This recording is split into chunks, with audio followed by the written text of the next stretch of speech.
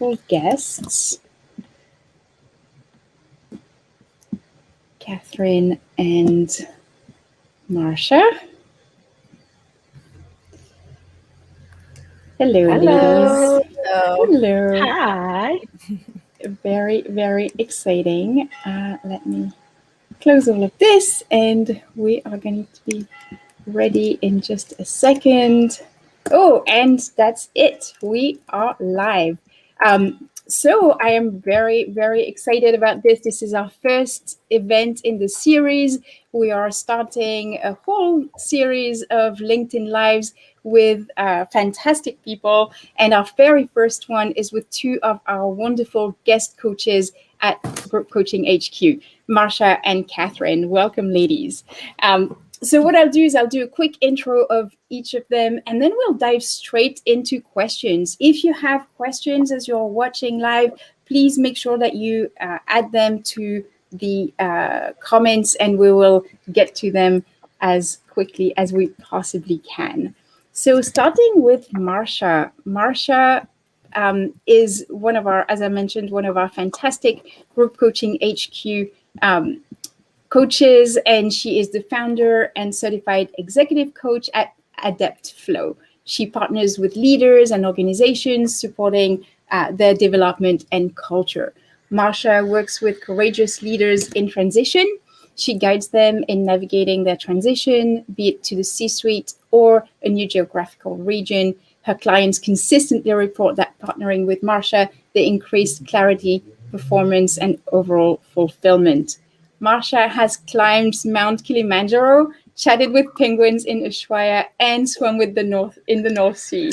She enjoys cycling, hiking, and spending time with family and friends. Hey, Marsha, welcome. Hello. We are so excited to have you. Thank you for having me. Absolutely, absolutely. And our next guest is Catherine. Welcome, Catherine. Catherine is also one of our fantastic guest coaches at Group Coaching HQ. She is a certified and holistic leadership coach who focuses on cultivating inner leadership. She helps bring conscious intentionality to executives and teams through management leadership training, group coaching, and her one-on-one practice. She's worked with leaders and teams from Google, Facebook, Pinterest, and many, many others. She's a certified coactive coach and a certified yoga instructor. And when she's not coaching, you can find her painting a new cartoon for her greeting card and illustration line on Etsy. So welcome, Catherine. Thank you. Happy to be here. We are so happy that you are both here, and we'll dive straight into questions. And so starting with the idea of fun and connection, I was thinking, well, what really allows us to have fun and be connected in a group coaching context?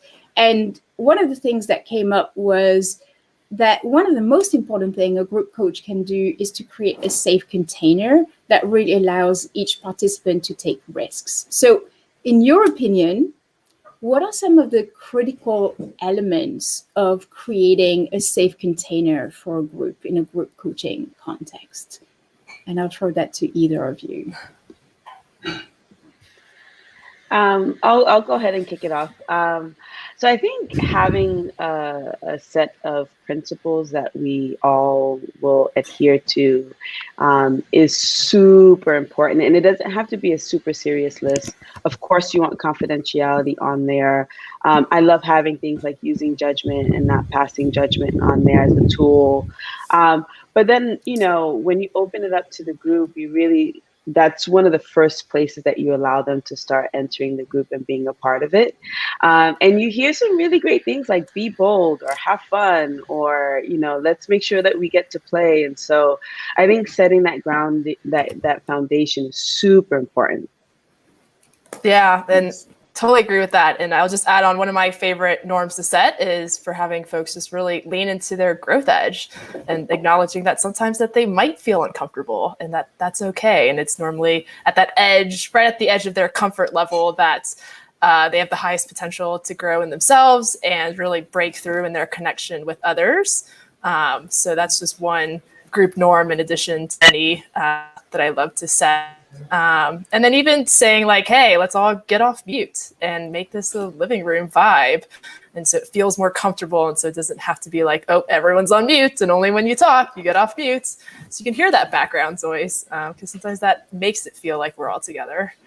100%. I love that. And I think it's even like encouraging people. It's setting a norm and telling them like, this is what we're here for. We're here to take risks. We're here to actually try things out. And I think one of you used the word play. That's what it's all about. That's what it's all about.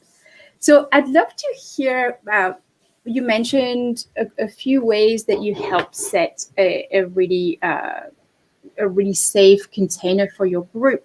And we just talked about this idea of taking risks. So what's also a way that you make sure it's a brave environment for your group so that people actually are there and taking risks? What do you do to push them to take some risks? I think silence is huge. Oh, go ahead, Catherine. Go ahead. Silence is a big one. And so I think when naturally as humans, we're uncomfortable with silence if you don't practice it. And I remember learning it as well and looking away from someone's eye or wanting to fill the empty space. And if you could sit with silence, which can be a bit difficult at times within a group, you start building that courageous muscle and you start, increasing your intuition into the other energies that are at play as well. Beautiful. Yeah, I love the silence piece. And then I also think another, even before, taking risks, like getting people to do a clearing. It's like just get out of all their day-to-day of what's on their mind and having that clearing exercise, whether you pair them up in breakout rooms or you have a question that just really breaks the ice. But in order for people to be able to even be in that space, to be brave, sometimes just clearing out the junk of what's been happening. And so they can fully be present and here now in the space. That's such good advice. I love that. Do a clearing. I haven't used that word before. I love that. So cool. Thank you. And I want to piggyback on that. I think it's also important for the coach to do that clearing before they start the session as well, so that they're in that right mindset to really hold and form the container with the group. Yes, absolutely. I think you hit the nail right on the head there, Marsha. I think we sometimes forget just how much the coach needs to prepare for a group coaching session in the same way that they need to prepare for a one-on-one session. But yeah, 100%. So following up on that, I mean, you are both, you know how much I admire you both, and you are both incredibly gifted at helping your coachees connect to themselves. You do that sometimes through the body, through visualization, and I've seen you both do that regularly. And I'm wondering, since this event is called Fun and Connection, why to you as a group coach it's important to create an opportunity for coaches to connect to themselves? Yeah, I can take that one first. I think it's, we're in our day-to-day, we have so much demand time, like need to respond to this email, we need to go to this meeting. It's like a lot of things that are already scheduled and things that we need to do, and our minds are constantly in the future or in the past. And I think just taking this time when we're in group to intentionally really drop into ourselves is so precious and rare.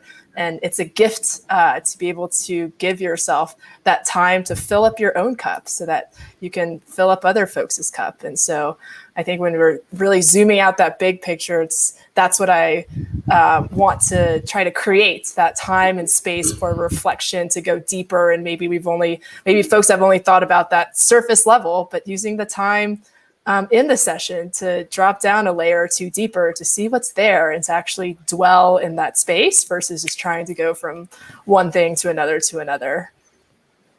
Yeah, I think the prioritization of self is important especially for what Catherine said, a lot of times we put ourselves second or third, right? It's our business that comes first. It's our clients that come first. It's our family that come first, whatever. Like the list can, can go on. And there's nothing wrong with that. But I think it is important to have moments of me, and where you're really putting yourself first. You're having those moments to reflect.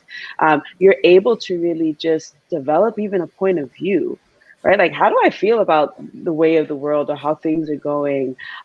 What's the next thing that I want to do? And really having that space to reflect, that time to really put yourself first is huge. And the more we do it, I think the more we increase the connection with ourselves, which is important. Yeah. Beautiful. Yeah, thank you. And I think especially in a group session, because we're, as you mentioned, we tend to want to give so much to others. One of the things that I actually tell my coachees often is be selfish. I know you want to help other people, but actually you're here for you, and you reflecting on where you are and sharing those thoughts is definitely going to help others. So be selfish and actually connect to yourself and reflect on where you are. So moving forward a little bit, I'm going to go to the fun part of things. Catherine, you're like a master of bringing joy and fun to all the groups that you lead. Yeah. I love watching you do that. You. And when you do that, you don't just do it because it's fun. You do it because it's fun, but it also helps your coachees go a lot deeper. So I'm wondering if you could share a couple of ways that you do that you bring fun to help people go deeper. Yeah, absolutely. So the premise behind a lot of it is, getting folks out of their tried and true ways of thinking about problems, getting out of our heads, engaging more into our creative faculties, and getting out of our own limited ways of thinking and relating. So how do we do that? One framework to think about with fun and play is one from Stuart Brown. He has a TED Talk around play, and he created something called the National Institute of Play, where he talked about like 6 different types of play. There's object play, storytelling play, body movement play, and a few others. And so with a lot of those, it's like, okay, how can we use drawing? How can we use our bodies? Excuse me. How can we use visuals to just get people out of talking about an issue? So even, one of the most simple things, if we're having a session around, let's say, trying to get people to bring more joy into their lives, like having them draw out, like, where are you right now with the amount of joy you feel in your lives, and give them a minute or two to visualize that, and without words, draw it out, and then draw it where they want to be. In another phrase, and in another frame. So as simple as drawings, similar with embodiment, like when they're in their bodies, how do you get them to like really feel something versus just think about it? How can it be a visceral experience? So I could go on and on, but that's kind of the you can keep going for as long as you like. I love it. I remember a session with you, Catherine, that you were leading, and you had us actually embody, and we had to create a movement that reflected, I can't remember what we were working on. I think it was about actually literally bringing more play in our life. And it was like something like, how does play feel to you? And we had to create a movement. And I remember that actually doing that movement was so impactful, certainly for me, but also for others. And the way that some of us felt, we were maybe not embarrassed, but definitely pushed a little bit out of our comfort zone, having to show that movement to others. And even that was really insightful, because it was like, wow, why am I worried about doing a playful movement like in front of a group of people? So yeah, and actually it's interesting you bring that point up, because I think, for a lot of people, doing movements can feel a little uncomfortable, especially because we're conditioned to not do it.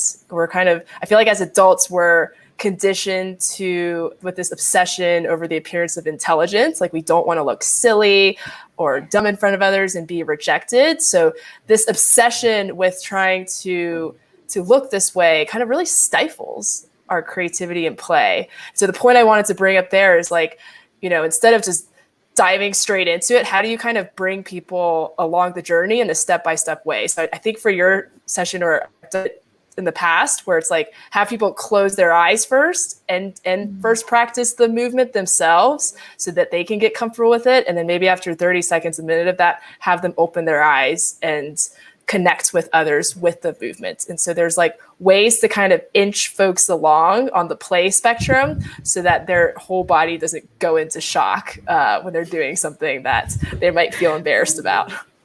Their body, their mind, and all of it.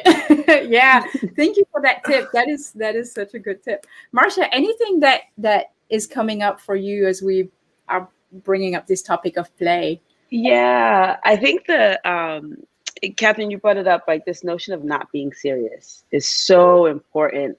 And I think sometimes when you show up to a group session, so I've been a member of a group before, and it's like, I have to come prepared, like I have to be ready to go deep. And it doesn't always have to be that way. And so it's funny sometimes, like, if I think about some of my group sessions, some of the coaches and animals in the background are passing through, and it's like just pausing to highlight the tail like coming across the screen and how funny it is, or if someone has or if I have like a funny hair or like a hair sticking out of place, like just playfully bringing that in so that it's not always this I have to have this deep breakthrough or insight, I have to be serious, where you're allowing it to just be a little bit light at times.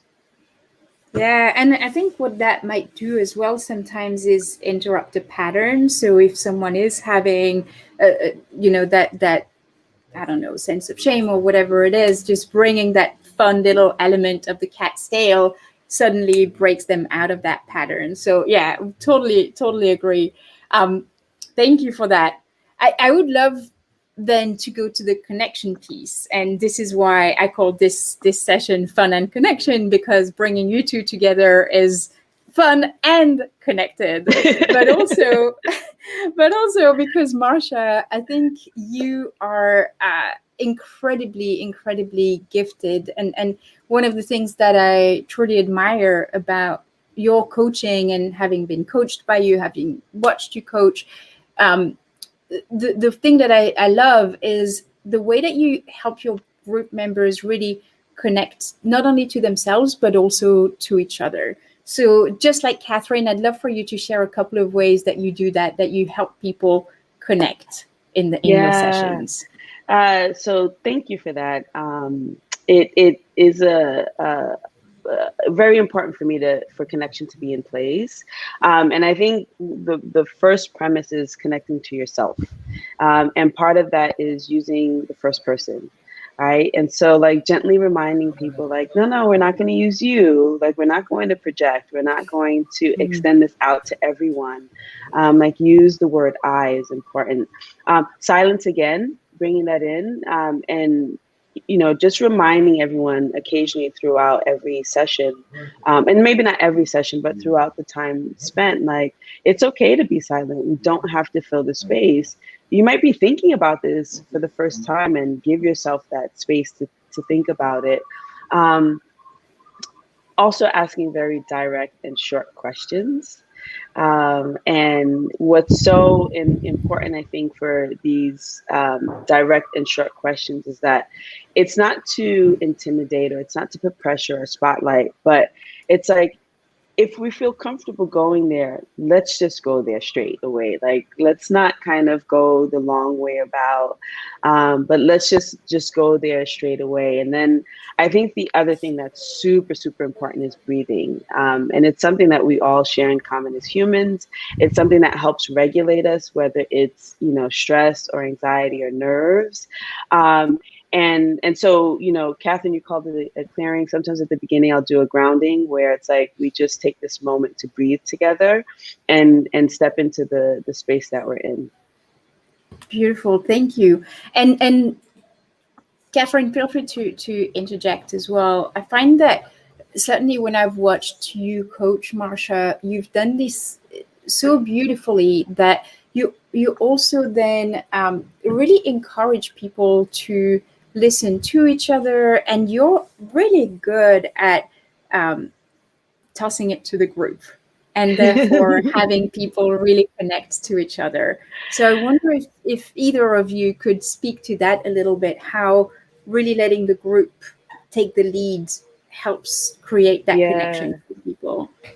So permission is important, right? So kind of allowing people, to have permission to go there for themselves, but then also saying, look, we've set these rules. You guys absolutely speak to each other. And so in the beginning, normally the questions will come to me like, oh, I would like to ask Catherine. And I'm like, oh, great, ask her directly. She's here. And just reminding with these small nudges and nuances. And then the other thing is I'm naturally very, very curious. And so I could ask a gajillion questions. And so it's also having self-regulation, self-awareness and self-regulation, where when I find myself about to ask that question and I just, scan the digital or physical room, and it's like, actually, do you guys have questions for each other? Like, what comments do you have? Like, what do you want to learn more for? And being a true facilitator in that moment of the conversation and the connection, as opposed to satisfying my own urge of curiosity. Yeah, I think what Marsha was saying about getting people to talk to each other, right? Versus this dynamic where it could be like someone in the group, then the facilitator, someone in the group, facilitator. So you really want to break that and try to get folks to talk to each other. Some groups have that magic dynamic where it's there. In other groups, they need a little bit more prompting. Excuse me. And so sometimes before we might be doing a group share out of something, I'll just prompt people and be like, okay, as this person is talking, think about a question that you're curious about asking them to go deeper on. As this person is talking, think about one or two words that really encapsulates the essence of that person. And after they share, I want folks to popcorn out what those words are. And so you're prompting people to immediately think about what they want to say, or think about things as they're talking. And then the other thing I wanted to bring that was coming up for me as you guys were sharing in creating connection is just this notion of slowing down and having so much juicy spaciousness in a conversation. It's easy, I know I can get really excited and then it's we're off to the races, but actually even as a facilitator, trying to slow down my tone and to let people relish in that spaciousness, to see as this person sharing, what's coming up for you, and for them to really sink into that. Because I know that can feel a lot different than trying to do a session where you're just activity, boom, boom, boom, go, go, go. I think that can make it feel so connected. Yeah, and Catherine, it reminds me of what we were speaking about earlier, which I think is so important. My time before a group coaching session is very precious. I don't come into a group coaching session from another meeting, from another session. There needs to be that buffer, because I'll naturally be in that higher frequency. Okay, I gotta go. And that's not okay. So I agree with you. The pace in which we set just as the guides of the conversation is super, super important. The other thing I wanted to add is, just having an immense amount of trust in the group is important. And that trust allows you to let go and know that, what, we have guardrails, right? We have these elements that help us have great conversation. And now as a coach, I have to feel trust in my group enough to kind of just let go and step back so that the group can do what the group's going to do. Yeah. Definitely plus one to the trust piece. Yeah, I'm going to come back to that in a second, actually. There are a couple of things that you both mentioned that I think are so key in group coaching. And the first one was self-regulation.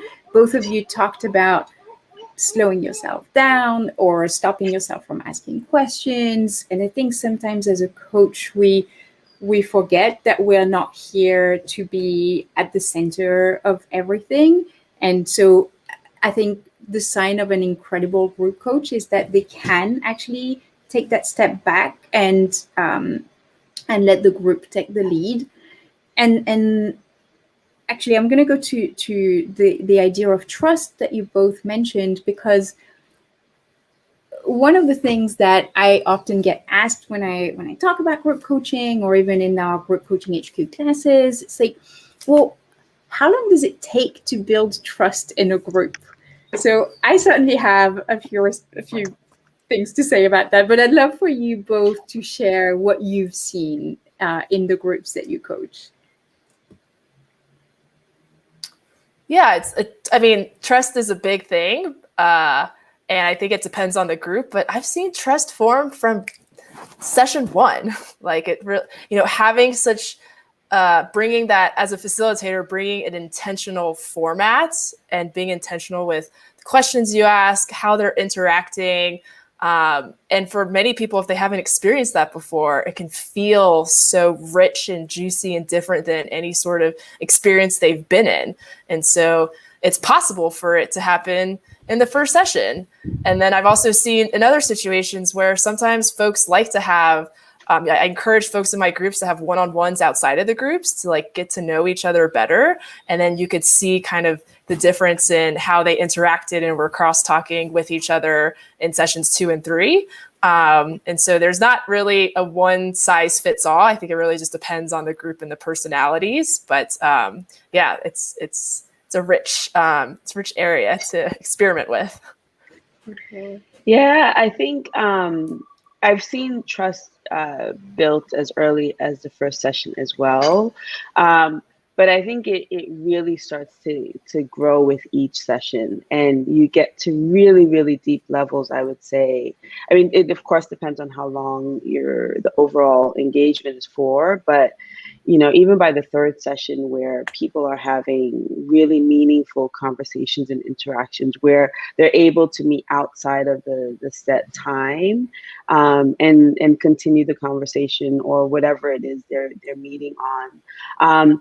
One additional way I think that's created is having smaller breakouts, right? And so where hey, Catherine and Dom, like just get together in a breakout room and just kind of share what just came up in that activity that we did, and rotating and making sure that over time, like everyone gets some time with each other.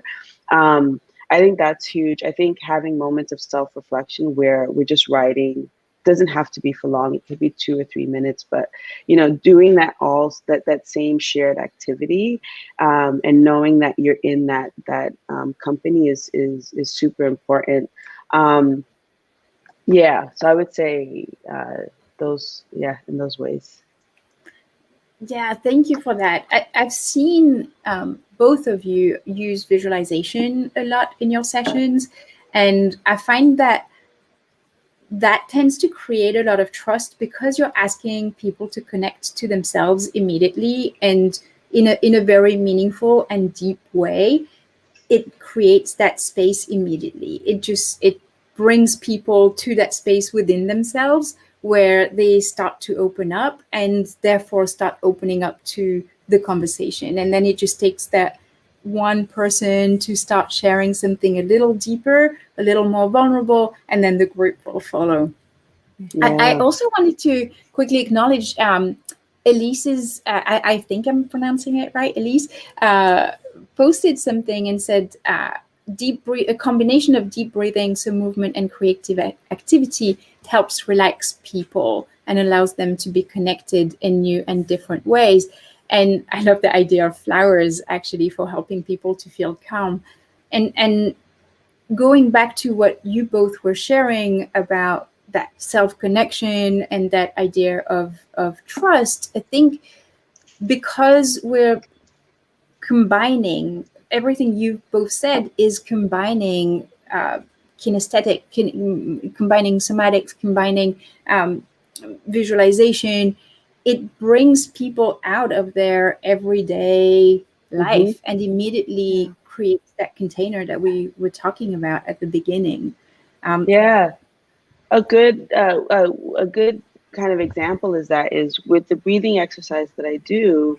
I take stock of the room first. And so if I see that everyone's a bit chilled out and sitting still, I'll just do the breathing exercises I normally do it. But if I see that there's a lot of movement and shifting and playing and stuff, for me, that registers as, okay, there's some excess energy that needs to just get, come out. And so I'll adjust the breathing exercise so that it's like, move and shake and let the energy out, and then slow it down, or I might lengthen it. But it just reminds me, like, I think part of the fun, like part of the connection is this notion of flexibility, right? Like, we learn these tools, we learn these frameworks, we have our methodologies, we have our styles. And if we stick to them too rigidly, it's not going to be a fun experience. It's not going to enable connection. But when we allow flexibility to kind of lead us as well, that's where I think the fun can really happen. Yeah. And I'll say even like, adapting and being flexible, even the time of day. When are you having your group sessions? Is it first thing in the morning, or is it the last thing at night? And maybe first thing in the morning, they need a little bit of that energy booster. Give them a little bit of an espresso shot with movements. If it's at night, give them something that's a little bit more calm, that clears whatever's on their minds. And then one thing we haven't really talked about is also music. So setting, like, when they come into the room, set the tone with a music, a song. Sometimes I'll just pick like not the song jazz though, Catherine. not jazz when they're doing individual reflections. But sometimes I'll just pick the song that I've been most resonating with, and so I can get in that mood too when first comes in. Sometimes it can be a conversation starter, so it just feels different than another Zoom meeting that they've been on all day, and it just has a different vibe to it. You get it from the get-go. Love that idea. I love that. Before I keep going, I know we have a few people, watching, and thanks, Elise, for sharing your comments. I'm wondering if anyone has any questions, and if you do have questions, please post them in the chat, and we'll get to them. We have about 14 minutes to go together, so let's make the most of it. I would love to hear from both of you. What's been an experience of connection in one of the groups that you've coached in the past that you think of as magical, that you think of as, wow, this was truly an incredible moment? One stands out for me. So I remember coaching a group, and one of the participants was running a 100-mile, I don't know what they call those. It's not a marathon. It's ultra. Like an Uber. Ultra. Yeah. Ultra marathon. And the exercise in that session was having them, I think she was sharing kind of her hopes and dreams around that, and her intention going into that. And folks had cut out shapes from pieces of paper that were listening to her speak. And then folks kind of put together the shapes to illustrate kind of her ultimate intention and goal with the ultra marathon the next day, including herself. She made her own shape around it. And it was really beautiful to see folks kind of share that with her. And she ended up bringing that piece of paper, like she stuffed it in the few amounts of clothing she had on for the race. And then there was like lots of email exchanges kind of just like rooting her on the next day when she was running that race. And she took a picture of that sheet of paper too. And I think just like that connection of the in-group with the physical and bringing that physical with her in the race the next day felt like a really powerful moment for me that stands out. Wow. That's amazing. That's amazing. Yeah. One for me that stands out would seem to have been impactful on one member of the group, the whole group, but also me as a coach. And it was around conversations around gender and race. And one of the group members who identifies as a woman of color was just talking about some of the issues she was facing at work.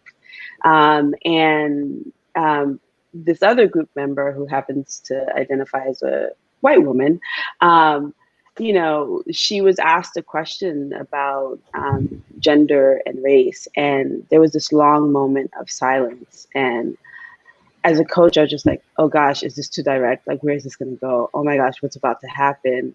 And then it was just like, you know, we have the guardrails, just trust the process, trust the group. And for her, it was a very impactful moment because she hadn't really looked at the fact that she was maybe one of two women in her country in her company in a while. She was like, you know, I kind of thought about the fact that we're a small company and all these things, and you know, I would not necessarily think about this later, but I would think about this another time. And so for her, it was a great moment in time to look at the gender dynamics in her company, the diversity dynamics in her company. And that was within the session. And then, you know, a few months later, we learned that, you know, she started looking into more leadership for women and really pushing diversity in her company. And it was just kind of like, you know, we couldn't have known that this conversation was going to go there. And I'm really happy that I had trust in that moment to kind of not stop it, right? And be like, oh, like, is this too direct? Like, you know, and insert any of my fears into it. And I think it was great for the members of the group to have this very open conversation and very genuinely probe about what was going on, and you know, someone's perspective as someone, you know, that identifies as white and things like that, and get curious about gender, and then, you know, see the impact of it afterwards. And you know, definitely was a moment of tight clenched fist, and then I was like, okay, let go. So that was a moment of magic for me.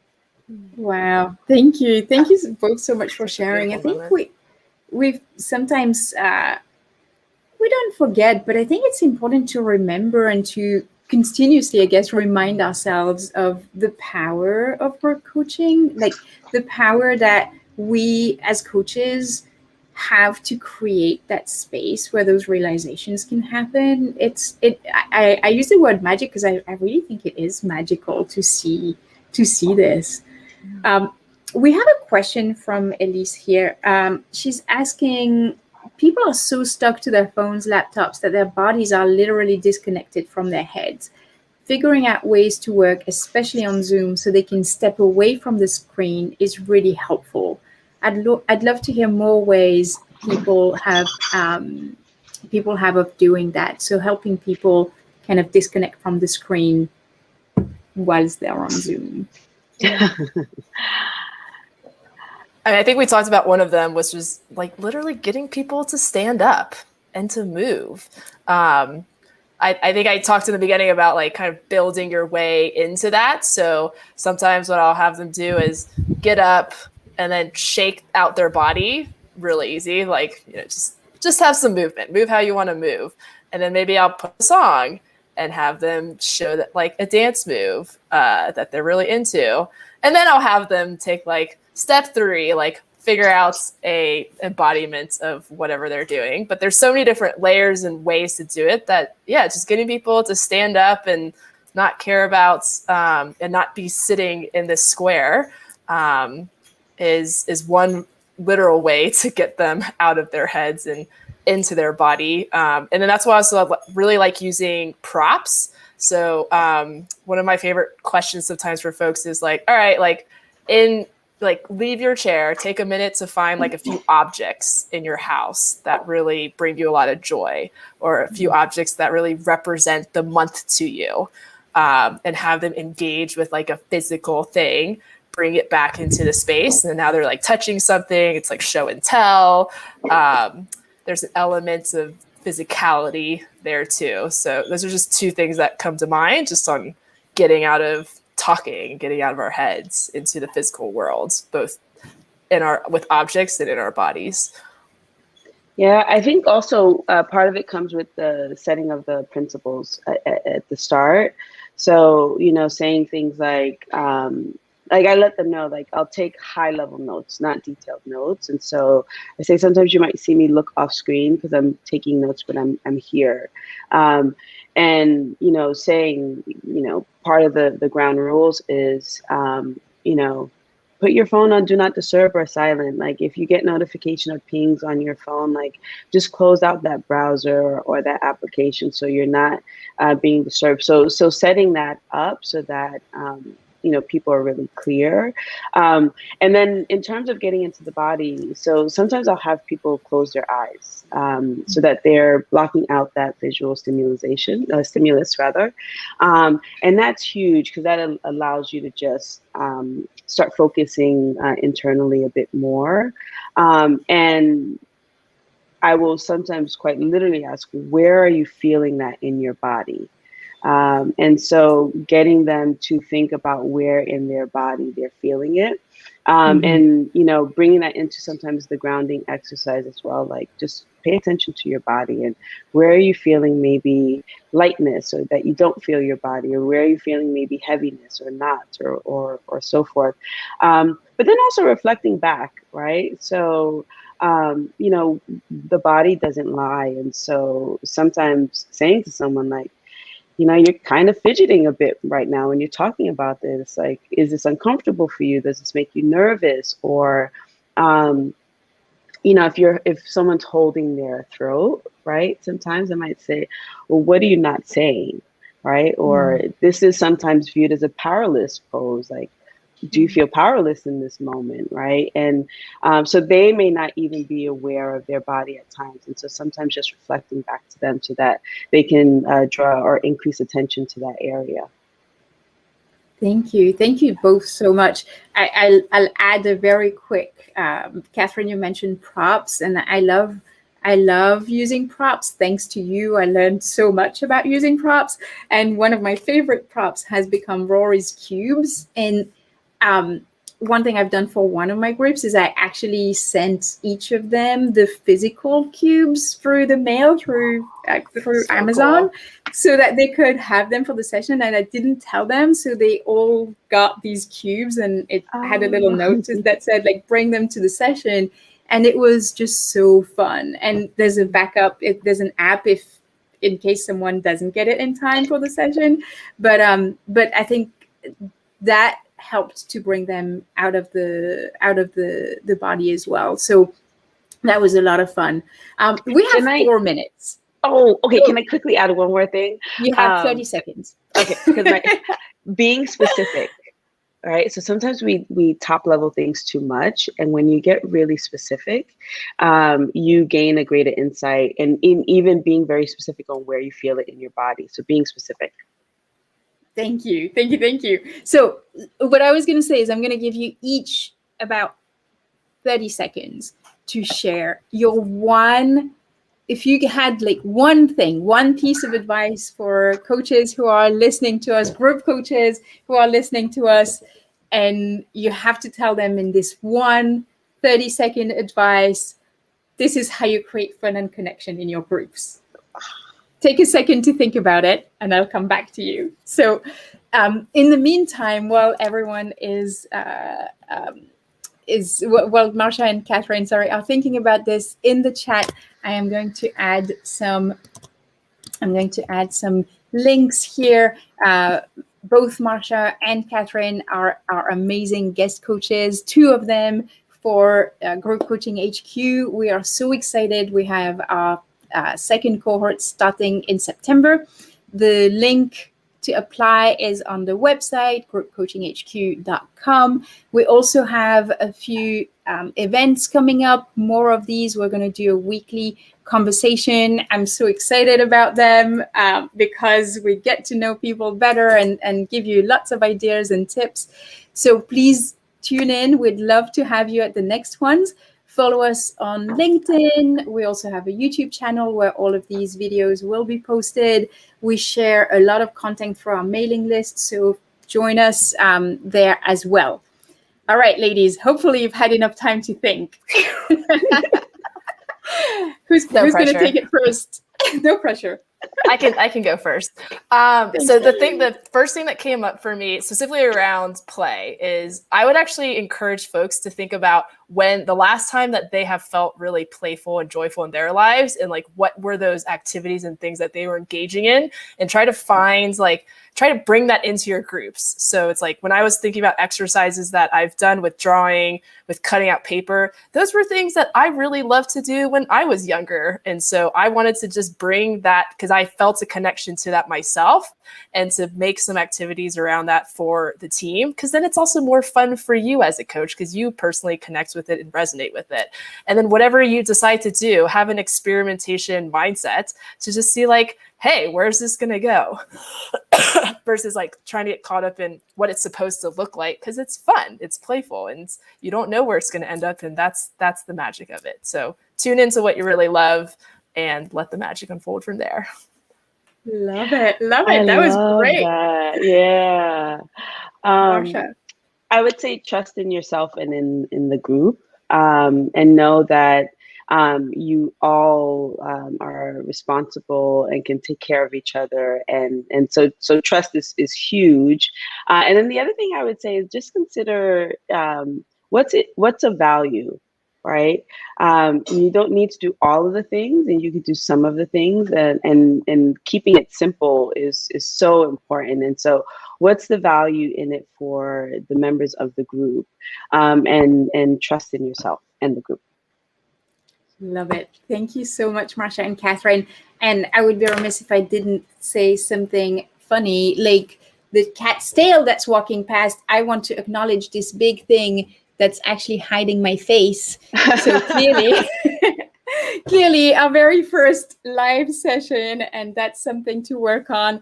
But I really want to thank you both for your time, for all your tips, your ideas, for sharing your knowledge, your amazingness, your magic, and both with our audience today, but also with the Group Coaching HQ coaches. They absolutely adore you, and we can't wait to have you at the next cohort. So thank you so much, ladies. Thank you. Thank you. Thank you so much. So good to see you both as always. Yeah, as always, exactly. Bye, everyone. Bye. Bye.